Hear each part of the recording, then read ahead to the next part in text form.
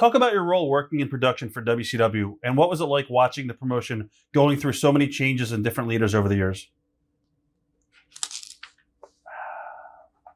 It was hard.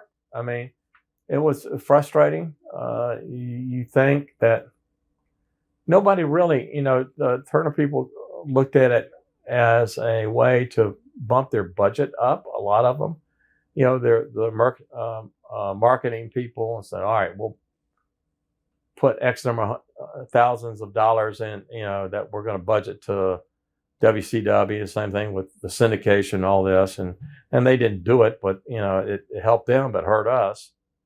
Then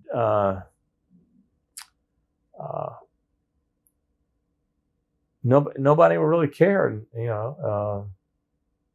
till Bill Shaw, and he was the HR person, and nobody in the board wanted it, and he raised his hand and he said, "Ted, I'll take him."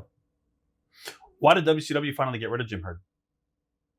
Oh, Jim Herd? Yeah. He just Self-destructed. Yeah. And Jim was a decent guy. It just that,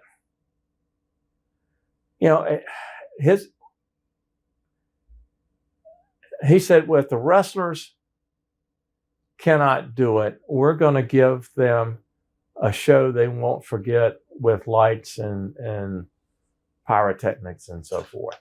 That's it. Okay.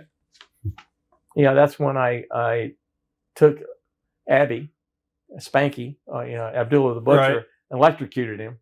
I had more gunpowder around that ring and Was that gutters. Halloween Havoc 90, I think, or something? Yeah, in Chattanooga. Oh Lord. And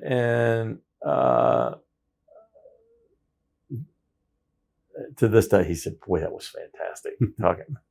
What are your memories of Kip Fry? And do you think he was a worthy replacement? Kip was creative. It was out of his league as far as the wrestlers. Wrestlers are different animals. Come on. And he got on TV anytime, and that was Jimmy too. Anytime they get on TV, I say they're snake bit. As soon as they do it, it's a downfall. And when he did, it was his downfall. Always. Now, I think he went on and after he left Turner, I think he went with a software company, Red Hat or something. I believe so. Yeah. Memories of Bill Watts and his WCW run, and why do you think he didn't fix the company? Oh, Bill Watts he wanted to show him who's boss. Bully? Yeah. And, first time anybody met him, we were where? Some hotel, and he was peeing in the plants. And he brought his gun. Watts claimed that he bought the company down to affordable levels of finances. What sort of budget cuts did he really make to the production end of the company? He didn't want any lights or stuff, which is fine. Right. Yeah. But you have to have the talent besides the talent, you have to have the storylines. You can have all the talent in the world, but if you don't have the storylines, and for the talent to buy into it, they have to buy into it, make them part of it. Well, they didn't. A bully is a bully, and they just sort of walk through that. Take their payday. Yeah, I mean, the guaranteed pay. Right. Did you ever try to get in charge at all? Yes. When Bill Shaw was interviewing, I went over and talked to him, and he said, "David, I can't let you do it." Why is that? He said, "You're Crockett." I was going to ask you, did WCW ever come back to the Crockett's for help? And he said, "I'm going to put Eric Bischoff in charge, and I want you to protect his back. He's got a lot to learn, and you need to make sure that he's all right." Did you get along with him? Yeah. You and Eric got along good? Good. Mm-hmm. I took a lot of hits for him, but that's Bill and I had lunch every week, and And Eric was, Eric said, you remember the first time it was in Corpus Christi, Texas, and he came down to do the 900 line, and I was setting things up, and he walks in and he starts asking me why. I said, stand over there and I'll get to you. Why do you think Bischoff succeeded and then he failed? He too snake bit.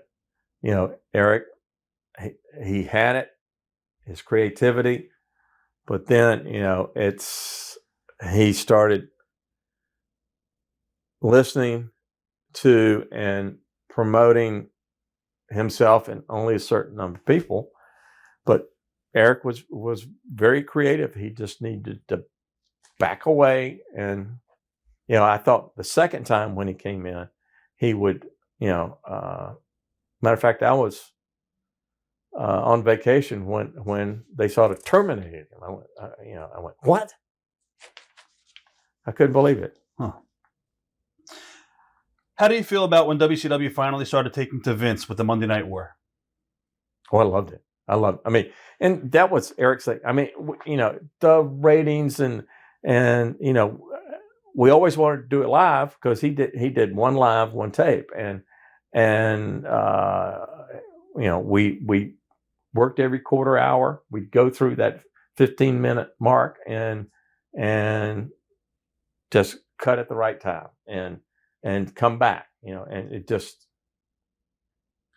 Describe your role in production for the Nitro and pay-per-views during that era. I was camera placement. At first it was the buck stopped with me. Then the politics. People wanted, and I guess I was oblivious. I thought everything was fine, but then people wanted me out. I went, well, but then that too is when they started killing the budgets went through the roof, and I kept on saying, guys, you're killing the golden goose. At one point we had, I want to say $14 million worth of talent just sitting at home. There's no reason for that. Yeah. And if it were Vince's, it was, they're salesmen, and you cannot give them everything, and because then there's no incentive. You have to always have an incentive.